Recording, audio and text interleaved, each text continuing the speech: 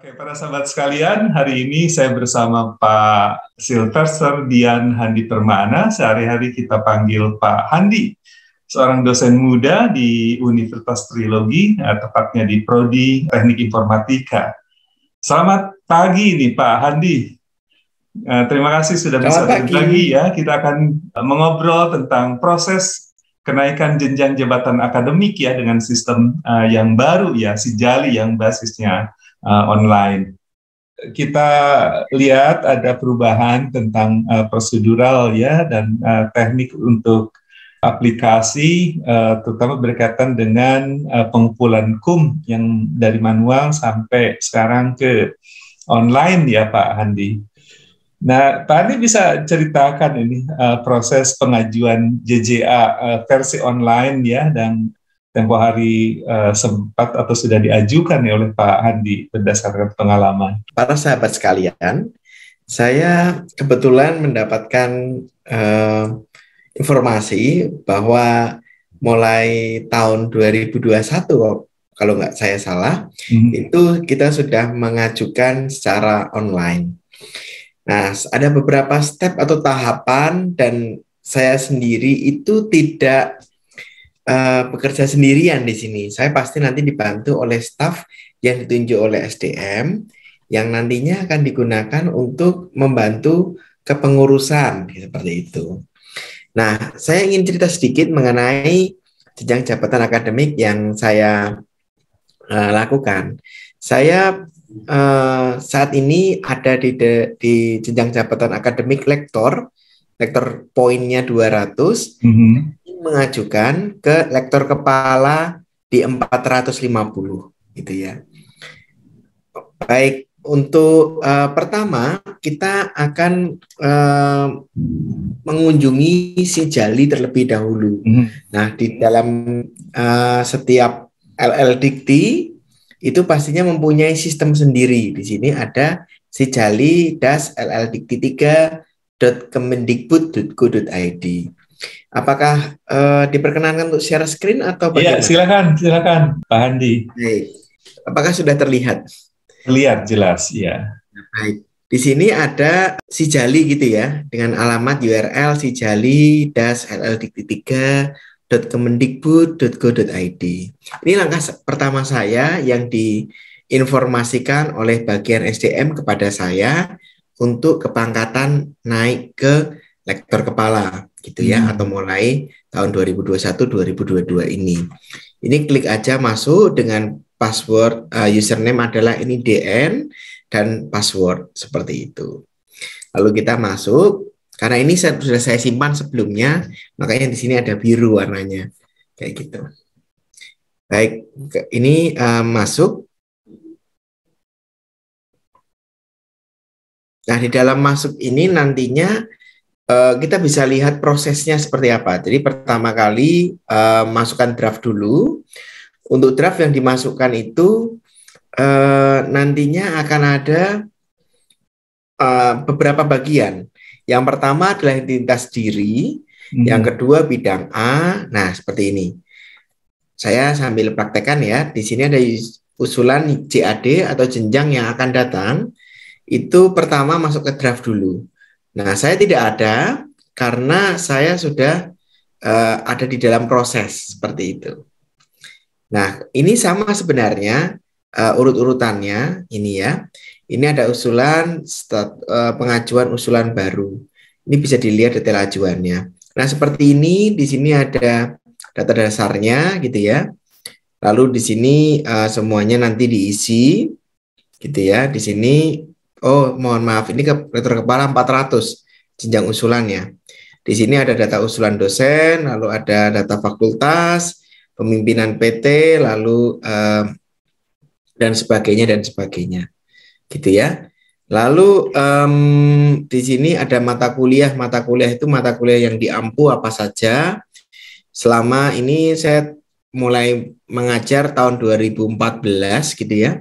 Sehingga di sini ada 2014 sampai saat ini di 2020 di sini ya. Oke, baik, di sini untuk mata kuliah, lalu di sini ada riwayat pendidikan. Saya masih S2. Jadi di sini ada S1-nya dari Atmajaya Yogyakarta, S2-nya dari UI gitu ya.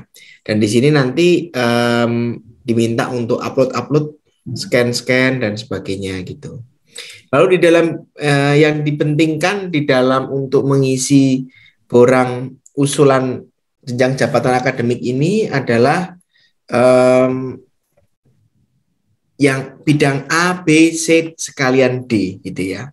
Nah, A sendiri itu untuk unsur pendidikan, di mana unsur pendidikan ini terdiri dari misalnya ini melaksanakan pendidikan.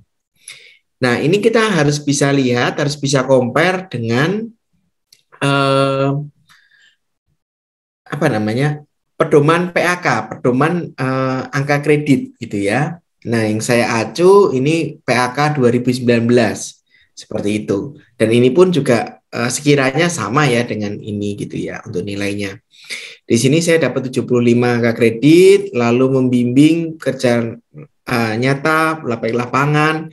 Di sini saya 2 kredit yang saya ajukan untuk 2 kali untuk menjadi pembimbing KKN. Terus scroll ke bawah, pembimbing skripsi gitu ya, pembimbing pembantu maupun pembimbing utama. Di sini ada 25, di sini ada 7,5. Kalau tidak salah untuk pembimbing pertama itu skornya 1, pembimbing kedua skornya setengah. Seperti itu. Lalu ada ketua penguji dan anggota penguji gitu ya. Lalu membina kegiatan mahasiswa biasanya saya menjadi pembina untuk PKM atau program kreativitas mahasiswa bisa dimasukkan seperti ini. Lalu di sini juga ada bahan pengajaran yaitu buku ajar. Saya pun juga sudah menerbitkan buku ajar sejumlah 3. Sehingga di sini 60 berarti satu buku ajar itu bernilai 20 poin. Lalu di sini saya pun menjadi wakil dekan. Kalau wakil dekan masuknya di sini dengan nilai atau skornya 4 gitu. Terus itulah untuk yang bidang A. Okay. Dengan bidang A saya dapat nilai 181,5. Seperti itu. Oke. Baik, kita masuk ke bidang B gitu ya. Nah, di dalam bidang B itu adalah penelitian. Nah, ini yang agak sedikit tricky. Kenapa saya bilang tricky? Karena ini di mana ini harus ada pakemnya. Pakemnya itu kayak kita harus menulis dengan tepat penelitian itu, maksudnya dengan judul apa, lalu penulis keberapa, kayak gitu ya. Dan ada peer review. Nah, ini yang menarik.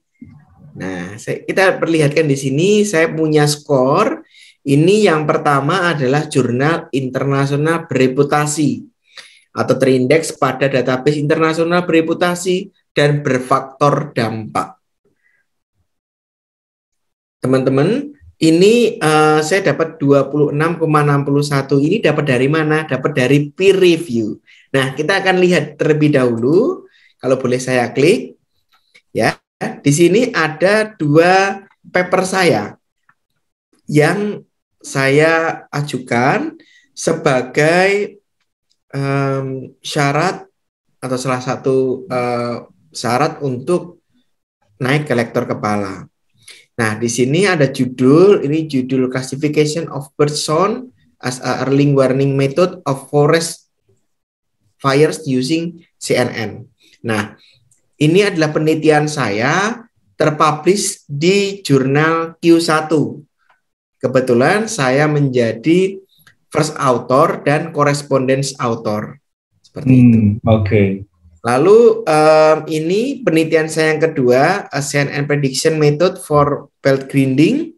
Ini adalah penelitian saya dengan teman-teman saya dari luar negeri dan terbit dengan statusnya Q2. Gitu. Nah, di sini yang menarik adalah ada yang namanya cek similarity atau originality. Ini ceknya harus menggunakan yang namanya Turnitin. Oke. Dan di sini kalau misalnya kita lihat Turnitin itu pastinya, nah seperti ini. Nah, classification by ini, terus ini nama, terus nanti dia akan lihat berapa persen jumlahnya. Nah, setahu saya ini harus berada di bawah 20% untuk hasilnya, seperti itu. Baik, kita lanjutkan kembali ke sini ya. Ini. Dan di sini ada yang namanya peer review. Peer review ini kita membutuhkan 2 orang yang jenjang jabatan akademiknya lebih tinggi daripada kita sebagai pengusul, gitu ya. Ini kalau boleh saya klik, ini saya muncul pop-up lalu saya download. Saya coba share untuk ini ya, peer review. Nah, seperti ini. Di sini peer review ada formatnya dan ini diminta untuk nulis secara manual. Jadi reviewer kita minta kesediaannya untuk mengisi secara manual tulis tangan. Ya. Terus di-scan ya? Ya, dan di-scan gitu. Nah, uniknya karena di kampus Universitas Trilogi belum ada yang rumpun ilmunya lebih tinggi dengan jabatan daripada saya gitu. Saya minta dari universitas lain, yaitu Universitas Gunadarma. Tentunya di Universitas Gunadarma itu saya meminta tolong untuk oleh Prof. Beni Mutiara dan Prof. Eri untuk menilai saya sebagai asesi. Nah, di sini ini tulisan tangan beliau dan di sini ada nilainya gitu ya. Nah, nilainya ini beliau sudah mengkalikan. Jadi nilainya yang di total 39, ternyata mungkin saya agak kurang misalnya di sini. Lalu dari sini pun kalau untuk penulis pertama dapat 60%.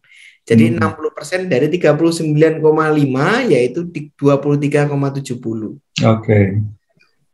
Nah, itu lalu di sini yang penting ada tanda tangan. Lalu di sini ada penilaian juga dari Prof. Eri.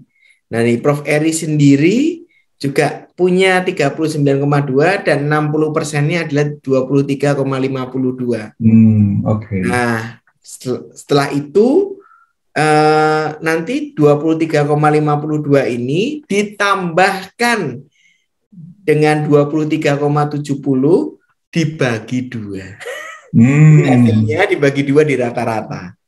Seperti itu. Baik. Nah, kita kembali lagi ke ini ke sini, ke Sijali ya.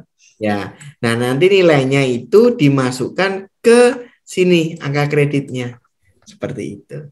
Ternyata setelah di rata-rata tadi hasilnya 23,61. Makanya masuk ke sini.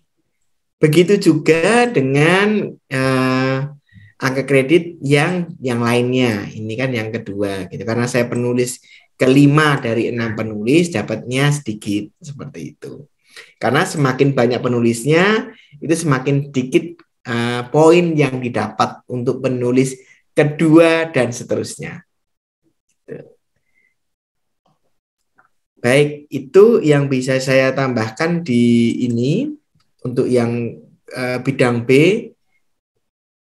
Karena bidang B ini tentu saja sedikit tricky yang saya bilang bahwa seluruhnya ini papernya wajib diikut sertakan dengan penulisannya tadi, dengan form penilaian. Sehingga saya pun juga menyerahkan 2 bundle gitu ya, 2 set gitu ya, 1 untuk Prof. Beni, 1 untuk Prof. Eri. Di setiap penelitian harus ada yang namanya papernya atau bukti karyanya dan harus ada form untuk penilaiannya. Nah, itu. Nah, itu pun semuanya lalu nilainya bisa tercantum di bawah ini. Nanti ini ada International Index Scopus, lalu ada apapun di sini itu ya, namanya baik berupa proceeding maupun berupa jurnal. Nah, seperti itu. Semuanya harus diserahkan gitu ya. Harus dinilai. Totalnya saya kalau nggak salah ada 15 atau 16 jurnal. yang saya serahkan. Nah, Oke.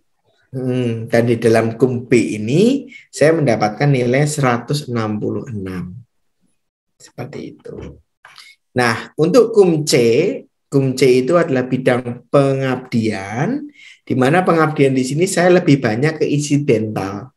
Dan ini tidak banyak, cuma 6 saja, dan saya ngikutin BKD saya gitu. Jadi BKD saya masukin aja gitu. Jadi ternyata yang namanya BKD itu sangat membantu saya dalam mendokumentasi kegiatan saya dalam bidang pengabdian, penelitian maupun penunjang maupun pendidikan yang saya lakukan gitu ya. Nah, ini saja. Lalu di sini saya menjadi editor atau dewan penyunting atau dewan redaksi atau reviewer. Nah, saya juga reviewer di beberapa jurnal baik internasional maupun yang nasional. Tapi yang saya cantumkan di sini yang nasional saja. Yang penting di sini ada 2, yaitu surat tugas dan sertifikat. Nah, terkadang kan kita diminta, kadang-kadang tidak ada surat tugasnya tuh. Nah, nanti takut bermasalah, udah nggak usah ikut sertakan saja lah kayak gitu itu. Toh ya nanti kan nilainya pun yang dianggap yang diambil kan boleh berapapun gitu ya, dan itu kurang dari 20 poin yang diambil. Lalu berikutnya ya KUM D ini sebenarnya keikutsertaan kita atau penunjang keikutsertaan kita dalam kita mengikuti seminar, workshop dan sebagainya. Di sini saya di sini menjadi ya berperan aktif dalam pertemuan ilmiah. Saya masuk di sini baik di lingkungan perguruan tinggi maupun secara nasional ataupun internasional. Nah, kalau sebagai peserta saja mungkin bisa nambahkan di bagian anggota seperti itu. Nah, yang terpenting dari sini itu adalah surat tugas sama surat sertifikat ya. Oke, itu harus lengkap ya. Nah, di sini poin saya 13 seperti itu. Nah, itu yang bisa disampaikan dari KUM D. Lalu ada resume. Resume itu merangkum semuanya. Di sini saya kurang poinnya 200 gitu ya. Sebenarnya sih kalau misalnya, ke lektor kepala ya. Ya betul, untuk lektor kepala. Tetapi sebenarnya ini kurang 200 ya, tapi saya untuk jaga-jaga ternyata saya di sini banyak kelebihan poinnya.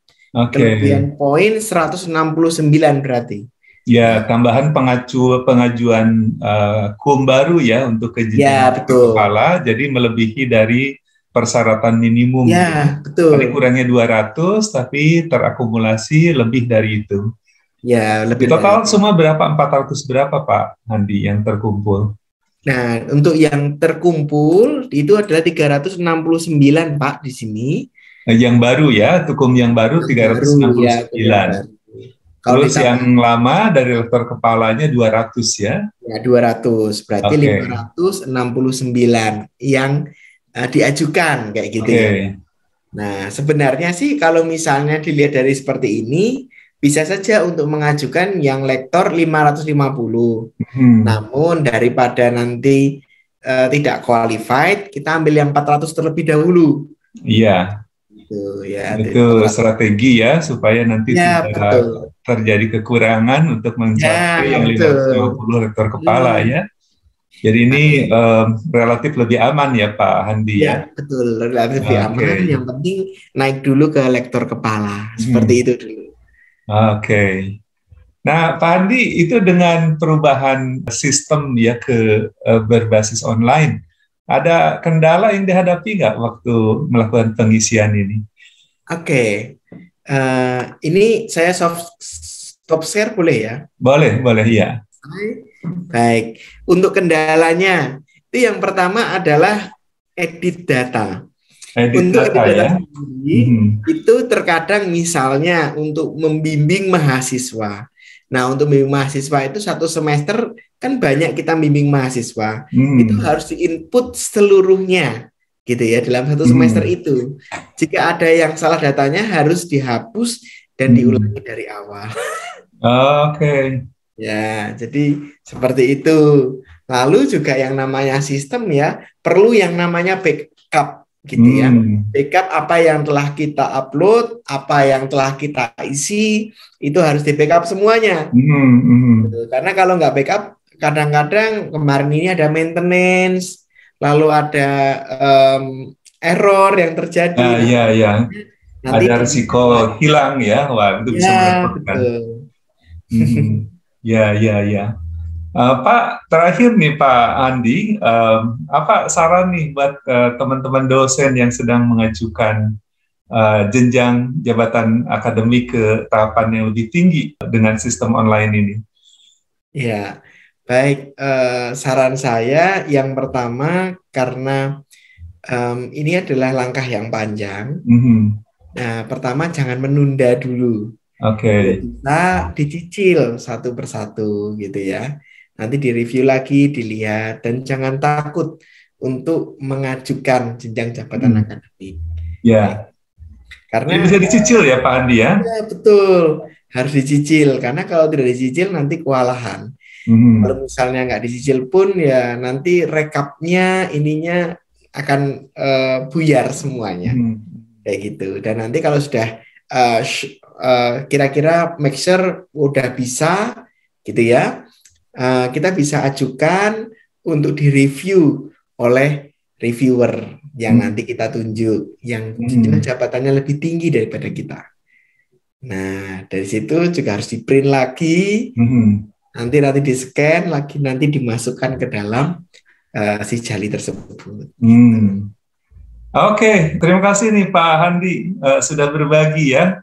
Mudah-mudahan kawan-kawan dosen yang sedang melakukan pengumpulan KUM ya untuk kenaikan jabatan akademik yang lebih tinggi bisa terbantu. Terima kasih sekali lagi para sahabat sekalian, itulah Pak Handi atau nama lengkapnya Pak Silverster Dian Handi Permana, dosen Universitas Trilogi, Prodi IT ya Pak Handi? Ya, Prodi Teknik Informatika. Selamat bekerja kembali, selamat meneliti, selamat bertugas, salam sehat.